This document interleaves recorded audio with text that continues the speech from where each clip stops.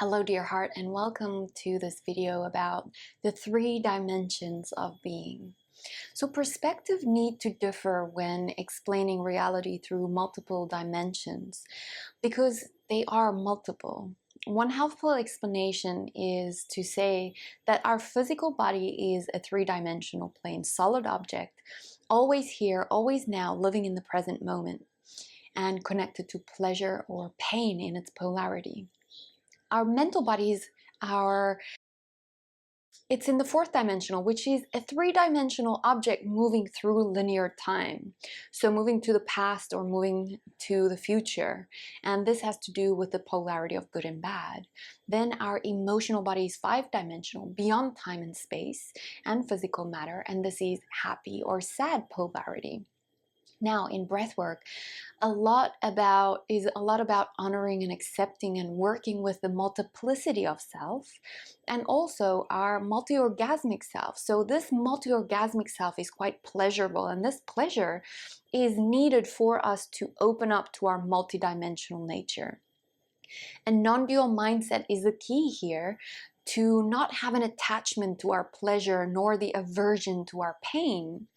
This will create unhealthy polarities within ourselves, and we will cling or we will averse, which also leads to causing unnecessary suffering or pain in others.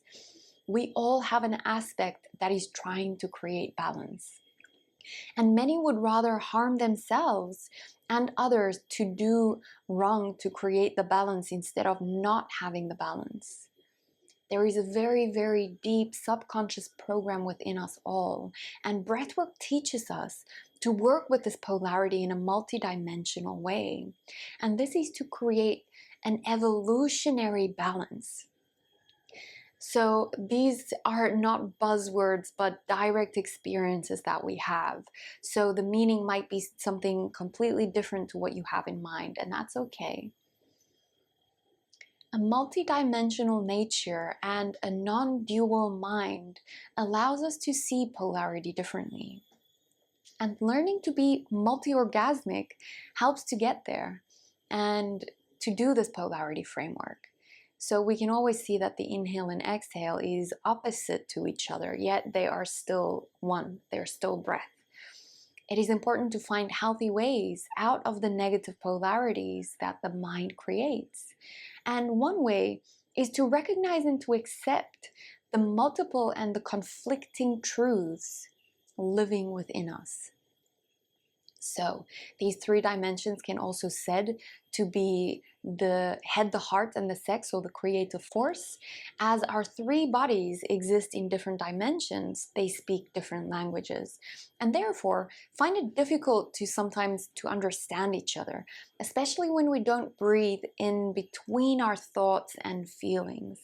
So said in another way, people most of the time inhale, pause, exhale, pause unmindfully. And these unmindful pauses, within these pauses is when their conscious awareness resides in their 4th dimensional plane, the mind, the 3-dimensional object moving through linear time, the future or the past. So projecting onto it. Without enough breath in between thoughts and feelings, the mind just keeps going forward and forward into the future, and this often leaves the body feeling traumatized in places and leaves the emotions feeling really confused. So a proper breath is really alchemy. As enough energy moves and circulates through the different dimensions and through the different bodies of our being, this becomes harmonized and in a coherent state. So not breathing enough in between thoughts and feelings means that we are not allowing a healthy 5-dimensional aspect of our higher vibrations or of our soulful self into our embodiment.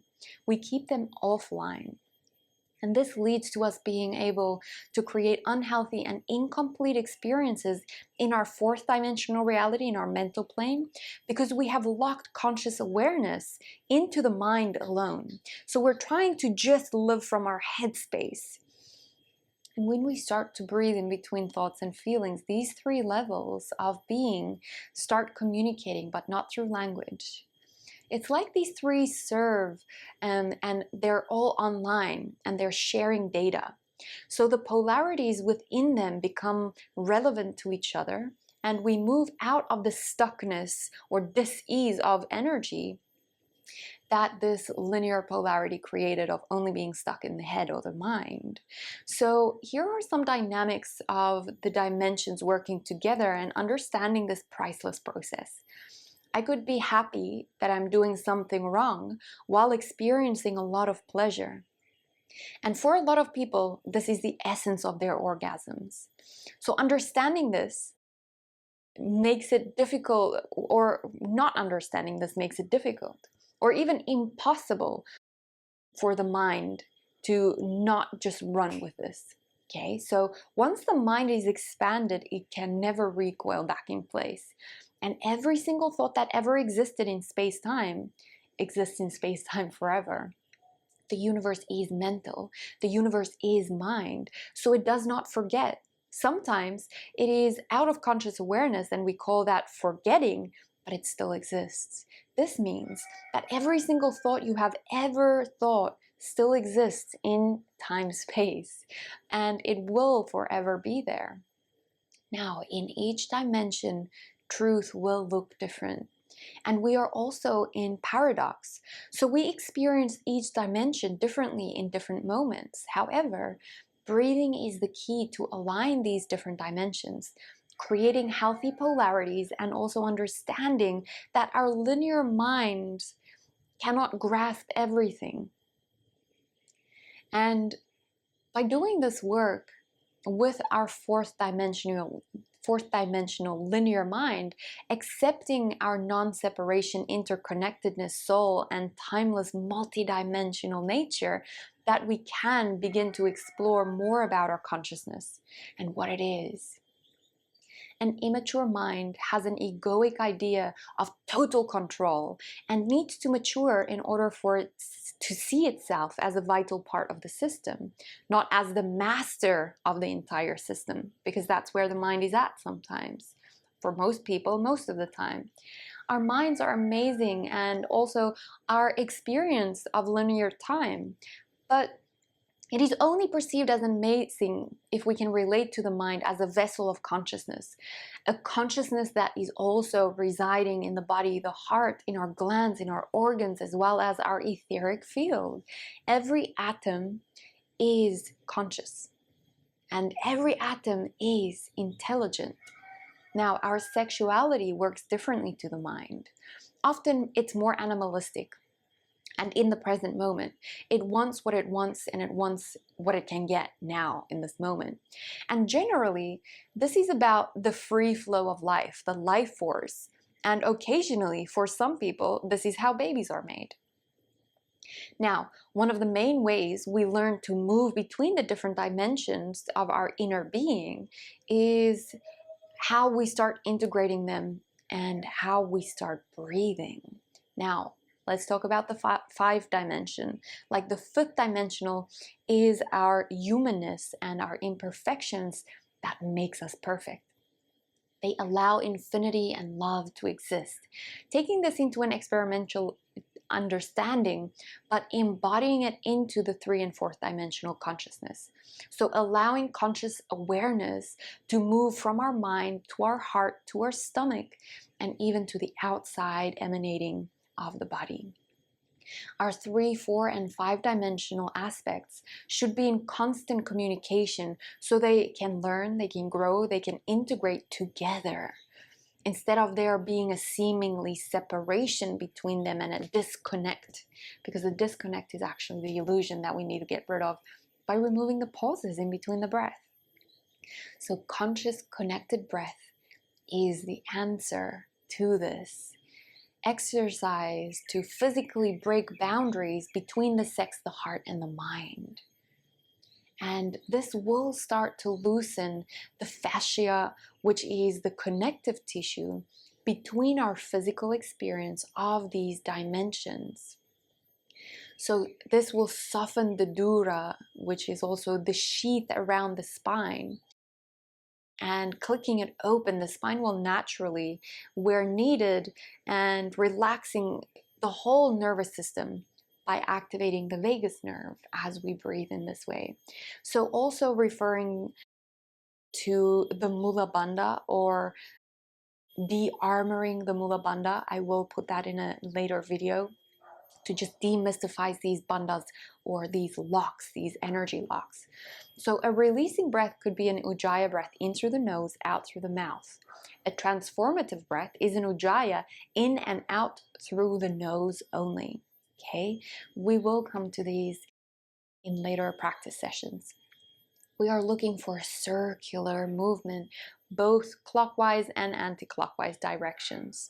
So we can start even adding these movements to the body itself, right?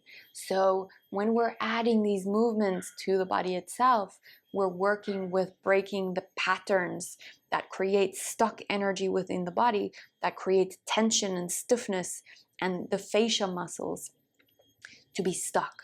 Okay, so we can do this with the hips, we can do this with the chest, we can do this with the head, just invoking and bringing in some movement as we do breath work. And automatically, it's actually a direct response. If the Kundalini or the Chi or the Prana starts naturally flowing, it will start moving the tissues. It will start dragging the tissues out and loosening them up. Okay. So this is a beautiful, beautiful experience to start noticing how the breath moves you. And when I mean by the breath, it's actually how the chi, how the prana, how the life force starts moving you. Because then we rest and we surrender down that control. Because essentially, whatever we think we are in control of is actually in control of us. So when we surrender that control, we are actually, we're just falling into the natural flow of life force, of prana. And then we become the vessel and the vehicle of noticing this magnificent life unfolding exactly as it is. So in this, I really strongly encourage you to play around. Do it standing, do it seated, even do it laying down. Start with the hips, circular motions, clockwise, anti-clockwise, up and down, imagine a sphere here in your hips, and you're trying to move into those circular motions in all areas of the sphere, so not just in one area. And try not to repeat the side of the circle that you're doing. So with your hips, with your chest, and then with your head. So avoid repetitive movements from the mind, because we're not trying to control the body from the mind, but we're trying to allow these movements to relax into these movements and to feel these movements as the breath move them and invite them. And this will release tension, it will release knots that the mind creates through control by removing chaos and the emotional, physical, and energetic blocks that we carry in our tissues. This allows for an honest, clear communication between our three dimensions. It also gives us access to our innate power, and it allows our creative, sexual, healing, spiritual, and all other energies to flow freely through us. So allow Kundalini or Prana to flow freely through us, and so that we can use that to our full capacity. So the experience integrates all of the knowledge and all of our multiplicity of self. So this generally means that when we are stuck in a pattern and a loop, that you will repeat a movement without noticing us. So generally this means that the mind will create a pattern and then control the body with the nervous system to stop listening to the natural flow. So you may be doing these movements perfectly, but the consciousness is then stuck in the mind only. Imperfect movements are preferred here. If this means that consciousness is free to move in and through the body, through the glands, through the chakra systems, through the neural pathways, through everything. So again, you can do the standing, you can do the seated, and after you did the circles, I invite you to start creating figures of 8 in all directions. Then start moving the navel and 8 figures in all directions. And again, don't create a pattern. We are looking to break patterns, so we don't want to repeat them. move awareness from the navel to the yoni, to the lingam, and breathe in through the nose and breathe out through the mouth. And switch this up too. Breathe in through the mouth, breathe out through the nose, breathe in through the mouth, breathe out through the mouth. So move the chest. Also pump the pelvic floor sometimes. Long, deep breaths. Always make the breath deeper. Always have the breath catching everything and holding everything. Meet that with resisting, like the breath is always deeper than the resistance present. And then we'll move into the neck, figures of 8 movements in all directions, not just in a left or right, but also back and forth, up and down, diagonally. And then after that, sit in silence with a small inner smile. And after that, lay down and do the same thing. So when we apply some resistance to the floor, finding the sex, the heart, and the mind connection, we'll start seeing different movements of the body. And this is the same when the breath, the sound, and the movement. These 3 is an alchemical process that starts to release trauma. So essentially, we are taking trauma out of the body. Breath, sound, movement. These 3 will allow the 3 dimensions to communicate freely with each other. Now, let's try this. Sit, stand, lay down, breathe deeply, feel freely.